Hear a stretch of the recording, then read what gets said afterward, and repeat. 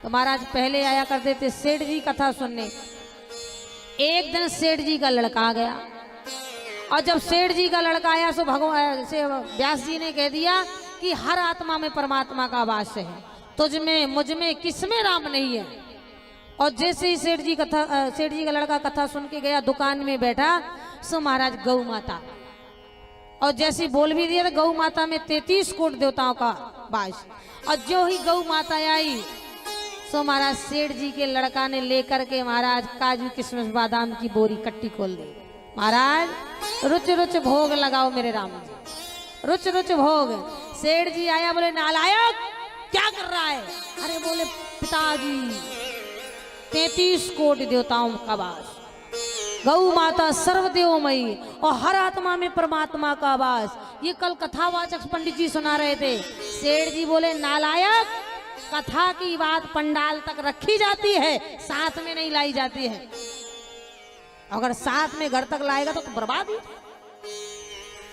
तो महाराज कई ऐसे हैं कि पंडाल ही तक रखते हैं, लेकिन वाकई में चाहे थोड़ी सी बात जीवन में उतारना चाहिए। ना जाने कौन से ऐसे शब्द से हमारा जीवन बदल सकता है। याद है ना महाराज? अरे इंसान तो इंसान, साधुओं की संगत से किसका भी उद्धार नहीं हो सकता है। जैसे ये बट वृक्ष बताते, बहुत बड़ा पुराना बट वृक्ष का पेड़ है, ऐसे ही बट वृक्ष एक बहुत बड़ा पुराना था। उस बट वृक्ष के नीचे एक बहुत पुराना सांप रहता, बड़ा भयंकर सांप था, बड़ा खतरनाक था। कईयों को काटा, कईयों को खदेड़ा, कईयों को फुसकारा। पर जैसे हमारे नित्यानंद जी महाराज हैं, ऐसे महात्मा महाराज पहुंच बट वृक्ष के नीचे जा रहे, लोगों ने मना किया महाराज बट वृक्ष के नीचे मत जाना। बोले क्यों? बोले वहां एक सांप रहता है, बहुत खतरनाक है, कई लोगों को काटा। महात्मा तो महात्मा बोले हमसे कुछ नहीं बोलेगा, सब परमात्मा का वास है सब में।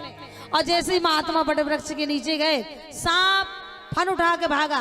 महात्मा जी बोले जाट, योनि में पड़ा है, रेंग रहा है, कीड़ा बना है, और इस जन्म में भी तू दूसरों को सता रहा है, काट रहा है। जानता कितना पाप लगता है? आज के बाद किसी को नहीं काटना। आज लोग सत्संगी नहीं हो रहे, एक सांप सत्संगी हो गया। महाराज आज के बाद किसी को नहीं काटना। महाराज जी रहे 8 दिन, महाराज जी ने वास किया। उसको सत्संग में इतना प्रवचन सुनाया कि बिल्कुल सत्संगी हो गया। आज जब महाराज जी चले गए तो गांव के लड़कों ने देखा कि सांप ने ना काटा ना फुसकारा। गांव के लड़के गए, जब महाराज जी भग गए सो एक लड़के ने पत्थर मारा, सांप बेचारा कुछ नहीं बोला। एक बोला देख, बिल्कुल नहीं बोल रहा। एक गया सो पूंछ में लात धर दी, फिर भी बेचारा कुछ नहीं बोला। 2 लोगों ने लिया सो सांप को पकड़ के बरगद की डाली में डाला, दिन भर झूला झूला, शाम को फेंक गए। 3-4 दिन बाद महात्मा जी आए। लड़के सारा दिन झूला झूले, फेंक दे सांप को, झूला झूले फेंक दे, रस्सी बना के। 3-4 दिन बाद महात्मा आए बरगद के पेड़ के नीचे। महात्मा जी बोले चेला चेला। अब चेला था राम राम। महात्मा जी ने कहा ये दुर्गति कुसंगत से ना हुई, आपके सत्संग से हुई। क्यों? बोले आपने ही तो कहा था काटना नहीं, सताना नहीं, तामस योनि में पड़ा है, देखो मेरी दुर्गति। महात्मा जी बोले पगले, मैंने काटने को मना किया था, फुसकारने को। काटेगा तो दूसरा मरेगा और फुसकारना बंद करेगा तो तू मरेगा। ये ऐसा संसार है, ये ऐसा संसार है। इसीलिए काटो नहीं, पर फुसकारना नहीं बंद करना चाहिए। क्योंकि कतहु सुधाऊ ते बड़ दोष। तो महाराज सत्संग से अच्छों का भी महाराज उद्धार हो जाता है, साधुओं की संगति में। इसीलिए महाराज जगदम्बा मैया पार्वती भोले बाबा से कह रही है महाराज, प्रथम सुख कारण कहु विचारी, निर्गुण ब्रह्म सगुण बपुधारी। निराकार ने अवतार क्यों लिया? 9 प्रश्न पूछ दिए। भोले बाबा ने मैया पार्वती से कहा, बोले राम जन्म के हेतु अनेका, परम विचित्र एकते एका, परम विचित्र एकते एका। राम जन्म के हेतु अनेका, परम विचित्र एकते एका, परम विचित्र एकते एका। भोले बाबा ने कहा देवी तुमने 9 प्रश्न पूछे, वैसे तो हरि अनंत हरि कथा अनंता कहा ही सुनहि बहुविध श्रुति जनता, लेकिन राम जन्म के हेतु अनेका परम विचित्र एक ते एका, जन्म में एक दुई कहाओ बखानी, सावधान सुने सुमति शयानी। राम जी के जन्म के मुख्य 5 कारण मानस में, राम जी के जन्म के मुख्य 5 कारण है मानस में। तुलसी बाबा ने जो लिखा, वैसे तो हरि अनंत हरि कथा ने। पहला कारण जय और विजय, दूसरा कारण महाराज सती वृंदा और जलंधर, तीसरा कारण नारद बाबा, चौथा कारण स्वांभु मनु शत्रुपा, 5वां कारण प्रताप।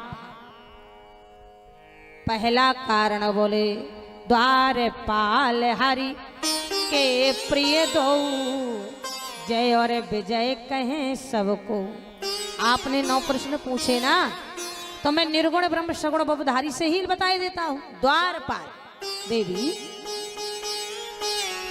भगवान नारायण एक बार क्षीर सागर में जगदम्बा माता लक्ष्य उपटन लगवा रहे थे, और देवी लक्ष्मी शरीर में भगवान के अजान बाहु थी। माता लक्ष्मी के मन में विचार आ गया, अजान बाहु सुडौल सारा दिन क्षीर सागर में लेटे रहते, कुछ इनमें बलवल है या नहीं। अंतर्यामी भगवान नारायण समझ गए कि लक्ष्मी जी हमारा पराक्रम देखना चाहती हैं। तीनों लोकों में देखा, 14 भुवन में कोई ऐसा नहीं मिला जो उनसे युद्ध करे। देखा तो उन्हीं के द्वारपाल जय और विजय खड़े थे, बोले ये कुछ दिन युद्ध कर सकते हैं। और संयोग ऐसा बना कि उसी समय ब्रह्मा जी के मानस पुत्र सनक सनंदन सनत कुमार दर्शन को आ रहे थे। भगवान ने अपनी कृपा से माया से मन भ्रमित कर दिया जय और विजय का। जैसे सनकादि ऋषि अंदर प्रवेश करने लगे, जय और विजय ने कहा महाराज अंदर नहीं जा सकते। सनक सनंदन संत कुमार सनकादि ऋषियों ने कहा मूर्खो, दिमाग खराब है, हम हमेशा परमात्मा का दर्शन करने जाते, कोई हमें मना नहीं करता है। तुमने पहली बार ऐसी धृष्टता किया है, मना कर रहे हो। जाओ तुम दोनों भाई 3 काल के लिए राक्षस बन जाओ। तो पहले सतयुग में हिरण्यकश्यप और हिरण्याक्ष बने, द्वापर में दंत्रवक्र और शिशुपाल बने, त्रेता में रावण और कुंभकर्ण। रोने लगे, भगवान आ गए, बोले चिंता मत करो, अब राक्षस तो बनोगे, पर जब तक मैं अवतार नहीं लूंगा मुझसे युद्ध नहीं करोगे, तुम्हारा उद्धार होने वाला नहीं। तो महाराज पहला कारण देवी लक्ष्मी को, जब इनमें कुछ भुजाओं में बल है या नहीं। वैसे तो हमेशा देवी लक्ष्मी माताओं भगवान के चरणों में बैठी रहा करती। भगवान क्षीर सागर में सोते हैं, भगवती देवी लक्ष्मी हमेशा चरण कमल दबाती। आप भी हमेशा अपने अपने पतियों का पांव दबाओ आज से जाकर। कहेंगे भाई वैसे तो मेरे घर से फुर्सत नहीं है, जा तुमने अच्छी बता दें, पांव दबावे है। और पहले की माताएं सास के पांव दबावे, ननद के पांव दबावे, और आज के तो सास के पांव नहीं दबा के घुटिया चढ़ जाएंगे।